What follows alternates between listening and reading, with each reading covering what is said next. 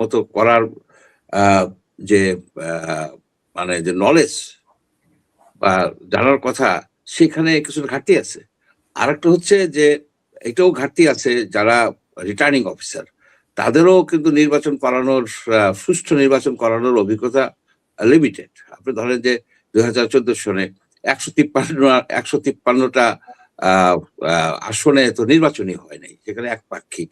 18 সনে নির্বাচন ওই রকমই হয়েছে, 24 সনের তো আমি দামি তুমি। অর্থাৎ নির্বাচন বিষয়ক যে অভিজ্ঞতা রাজনীতিবিদদের মধ্যে এবং আপনার ইসের মধ্যেও, এই সরকারি কর্মকর্তাদের মধ্যেও আপনি দেখবেন এই বিষয়টা আরো বেশি প্রকট হবে। কারণ এই 12,76,00,000 যে ভোটার, তাদের ভিতর 1/3 ভোটার কিন্তু কোনোদিন ভোট দেয় নাই, অনেকেই ভোট দেয় নাই।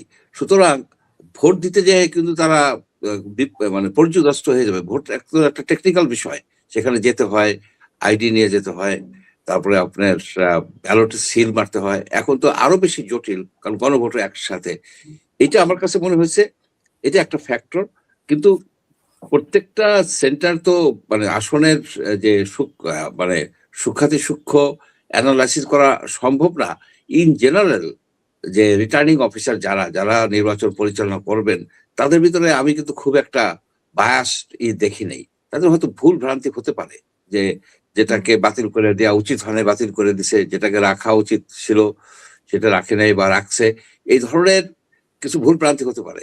কিন্তু ওভারটলি যে কোনো দলের পক্ষে, যেটা আমরা বাংলাদেশের তো 13টা 12টা নির্বাচন হয়েছে, 8টা নির্বাচনে আমরা ওটা দেখছি। তার আগে তো আরো আপনার যেসব যে 86 সন 88 সন 15 ফেব্রুয়ারি 1996 এর 18 সনের যা হয়েছে, ওই তুলনায় কিন্তু কিছুই না। সুতরাং সোফার সোফার সো গুড, সোফার সো গুড। এবং কতজন প্রার্থী শেষ পর্যন্ত থাকবেন যাচাই বাছাই উইথড্র করার পরে, সেটা আপনার 21 তারিখে কিন্তু হবে, প্রতীয়মান হবে। এখন এখন বলা যা কিছু বলা হবে না কেন, সেটা হয়তো তাৎক্ষণিক হবে, কিন্তু ফাইনাল এটা আমরা জানতে পারবো তো 20 তারিখের পরে, যখন অ্যাপিলের শেষ হয়ে যাচ্ছে, উইথড্র করবে মনে হয় কালকে লাস্ট ডেট উইথড্র করবে। এবং আপনার একটা নির্বাচনের দিকে, নির্বাচনী ট্রেনে আসলে জাতি উঠে গেছে। তো সরকার যে বলছে যে মানে লেভেল প্লেইং ফিল্ডের সমস্ত ব্যবস্থা সরকার করছে, আপাতত দৃষ্টিতে সেরকম মনে হচ্ছে কিনা যে লেভেল প্লেইং ফিল্ড? আচ্ছা, আপনি যদি দেখেন level playing field, Tarique Rahman বিএনপির যে এখন চেয়ারপারসন, অ্যাকচুয়ালি ভারপ্রাপ্ত না, চেয়ারপারসনে বলা যায়, চেয়ারপারসন, সে কিন্তু একজন এমপি ক্যান্ডিডেট। সে কিন্তু ঢাকা 17 সে কিন্তু এমপি ক্যান্ডিডেট। তাকে আপনার round the clock secret service বা এসএসএফ দিয়ে প্রোটেকশন দিচ্ছেন, সবকিছু রকমের তাকে আপনি একটা ভিআইপি মর্যাদা দিচ্ছেন। আপনি কি অন্য ক্যান্ডিডেটদেরকে সেরকম কিছু করছেন কিনা? যদি না করেন, তাহলে তো লেভেল প্লেইং ফিল্ড হবে না। এই জিনিসটা হয়তো কেউ এখনো বলে নাই, যেহেতু তার উপরে হুমকি ছিল। যদি অন্যদের উপরে তো হুমকি আছে, যে কোনো ক্যান্ডিডেটের উপরেই কিন্তু হুমকি আছে। আপনি দেখেন যে এই ওসমান হাদি, সেও তো একজন ক্যান্ডিডেট ছিল, তাকে তো প্রকাশ্য দিবালোকে গুলি করে মেরে ফেলে দিল, একেবারে প্রকাশ্য দিবালোকে তাকে গুলি করা হলো, সে মারা গেল, রাইট? তো তার কি কোনো প্রোটেকশন আপনি দিচ্ছেন? অবভিয়াসলি তার ছিল, মানে সিকিউরিটি থ্রেট ছিল, সিকিউরিটি থ্রেট ছিল। সে মরিয়া প্রমাণ করিল যে তার উপরে সিকিউরিটি থ্রেট ছিল। কিন্তু এরকম তো আরো আছে। শুধু যে তারেক রহমানের উপরেই যে হামলা হতে পারে বা তাকেই আপনি একমাত্র দিবেন, আরেকজনকে কিভাবে খুন করা হলো সেটাও তো আমরা দেখলাম, যদিও সেটা নিয়ে খুব একটা আলোচনা আমরা করতে দেখছি না।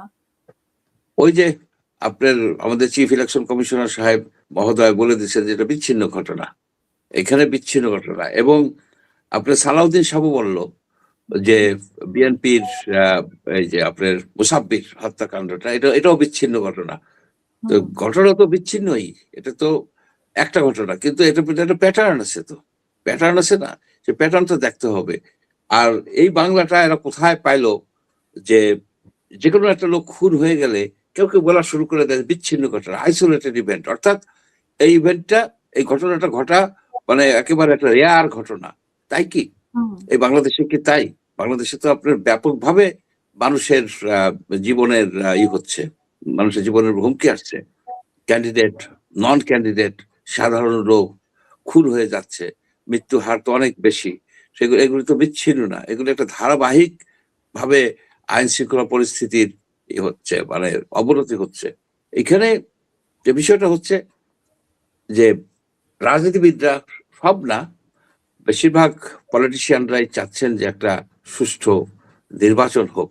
কারণ এইভাবে তো হ্যাঙ্গিং অবস্থায় একটা নেশন থাকতে পারে না।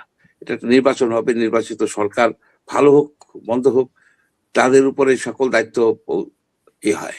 আপনার এখানে তো অনেকগুলি অ্যাডভাইজার আছে, তারা এই দেশের নাগরিকও না, অন্য দেশের দ্বৈত নাগরিক বা এই দেশের নাগরিক কিনা, অনেকের আছে কিনা তাও আমরা জানি না। এরা হুম, উড়ন্ত পাখি, চলে যাবে দেশে, তাদের কোনো তো হুম, দায়বদ্ধতা নাই। এমনকি তারা তো এখানে তাদের ওই সম্পদের হিসেবও দেয় না, দে ডোন্ট কেয়ার।